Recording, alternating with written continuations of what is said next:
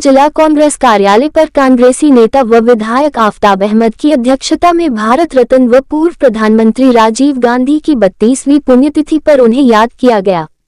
आफताब अहमद ने कहा कि देश आज भारत के पूर्व प्रधानमंत्री राजीव गांधी को 32वीं पुण्यतिथि पर याद कर रहा है।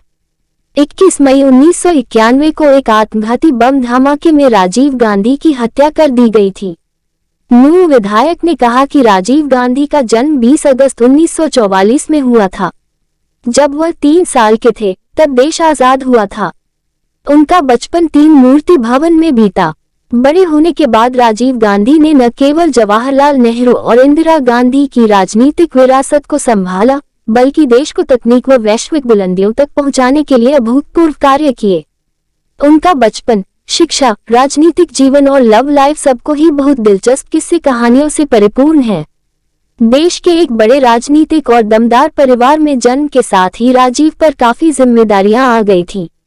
उन्होंने इन जिम्मेदारियों को निभाया, लेकिन अंत में उनकी हत्या कर दी गई। बतौर प्रधानमंत्री राजीव गांधी नेहरू गांधी परिवार के आखिरी सदस्य थे। विधायक आफताब अहमद ने कहा कि आज जिस तरह से 2016 में भारतीय जनता पार्टी द्वारा नोटबंदी कर देश की आर्थिक व्यवस्था को कर्ज में डालने का देश के प्रधानमंत्री द्वारा काम किया गया था, आज फिर से 2000 के नोट को बंद करके इस सरकार ने दिखा दिया है कि ना तो इनकी कोई नीति है और ना ही नियत देश के लिए और देशवासियों के लिए कुछ करने की है।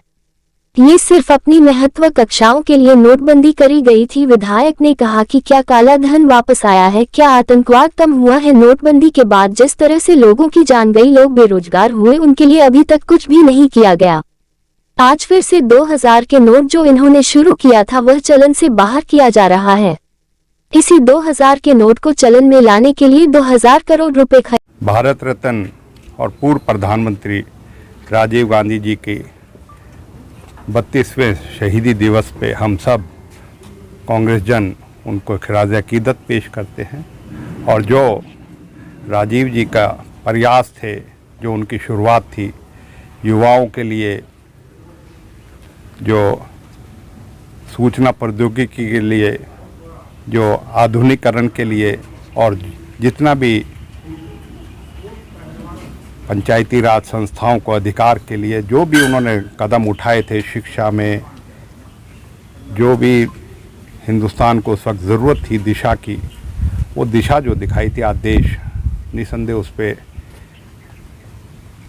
आधुनिक भारत की जो नींव रखी थी, आज उस पर चल के देश तरक्की और प्रगति कर रहा है। हम आज उनको याद करते हुए उनके आदर्शों पे और उनके दिखाए हुए रास्तों पे सभी कांग्रेस जन ये आज संकल्प लेते हैं कि हम सब कांग्रेस जन मिलके उनके सपनों को साकार करेंगे, उनके आदर्शों और उनके दिखाए हुए रास्तों पे चलेंगे।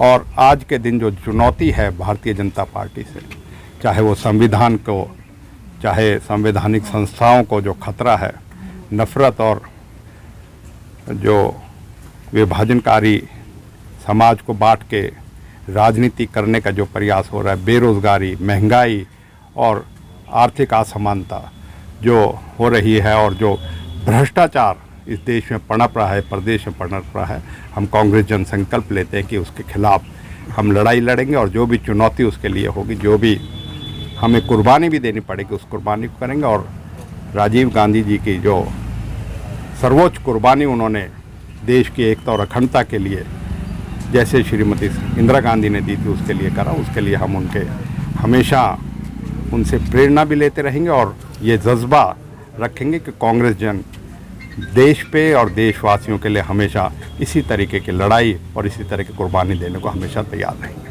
हम बात करें तो जिस तरीके 2016 में नोटबंदी करके देश को की आर्थिक व्यवस्था को गर्त में डालने का प्रधानमंत्री ने काम किया था, उसी तरीके से फिर से 2000 के नोट को बंद कर इस सरकार ने ये दिखा दिया कि इनकी ना कोई नीति है, ना कोई इनकी नीयत देश के और देशवासियों के लिए है। ये सिर्फ अपनी जो महत्वाकांक्षाएं हैं उनके लिए। क्यों पिछले नोटबंदी करी गई थी? क्या काला धन वापस आया?